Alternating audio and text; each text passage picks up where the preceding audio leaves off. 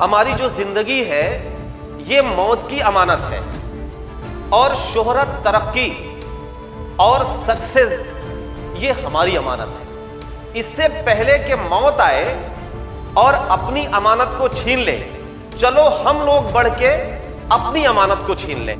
راڑا saga نے خط لکھا بابر کو کہ آپ ہمارے ہندوستان آئیے، اور ہندوستان کی جو جگہ ہے وہ آپ کی حکومت کے لیے بہت بہترین جگہ ہے، اور یہاں کے اگر آپ حکومت کریں گے ایک بڑھیا نظام آپ یہاں قائم کریں گے۔ بابر اپنی 1.5 لاکھ فوج لے کے ہندوستان کی طرف روانہ ہو گئے۔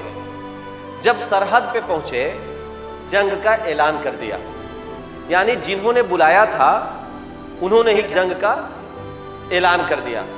اب راڑا ساگا کے پاس 3.5 لاکھ کی فوج اور بابر کے پاس صرف 1.5 لاکھ کی فوج۔ بابر کے جو سپاہی تھے، جو سپہ سالار تھے، ان لوگوں نے بابر کو ایک مشورہ دیا۔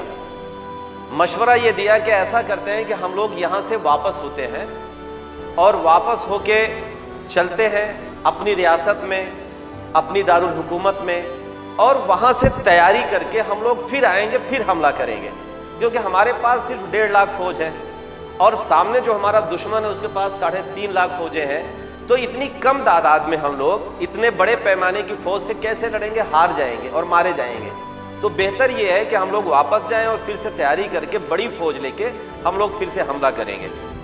تو بابر نے اپنے سپاہیوں سے کہا میری ایک بات آپ لوگ سن لیجئے، اس کے بعد آپ کا جو فیصلہ ہوگا وہ فیصلہ مانا جائے گا۔ اگر آپ لوگ کہیں گے حملہ کرنے کے لیے تو ہم حملہ کریں گے، نہیں کہیں گے تو ہم لوگ واپس جائیں گے۔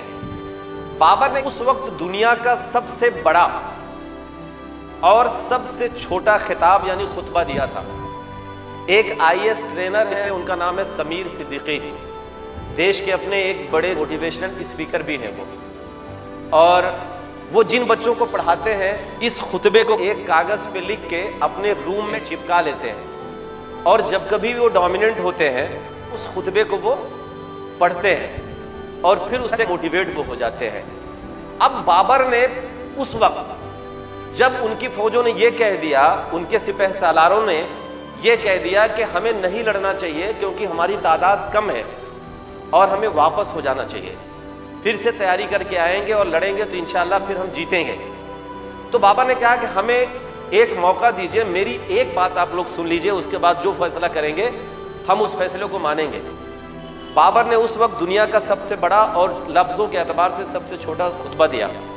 بابر نے کہا ہماری جو زندگی ہے یہ موت کی امانت ہے، اور شہرت، ترقی اور سکسیس یہ ہماری امانت ہے۔ اس سے پہلے کہ موت آئے اور اپنی امانت کو چھین لے، چلو ہم لوگ بڑھ کے اپنی امانت کو چھین لیں۔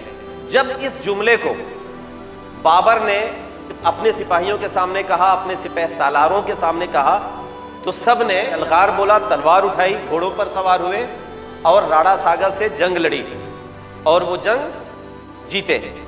یعنی ہم کو آپ کو عہد کرنا ہے، مضبوط فیصلہ لینا ہے، اور اللہ کا نام لے کے ہم کو آپ کو شروع کر دینا ہے۔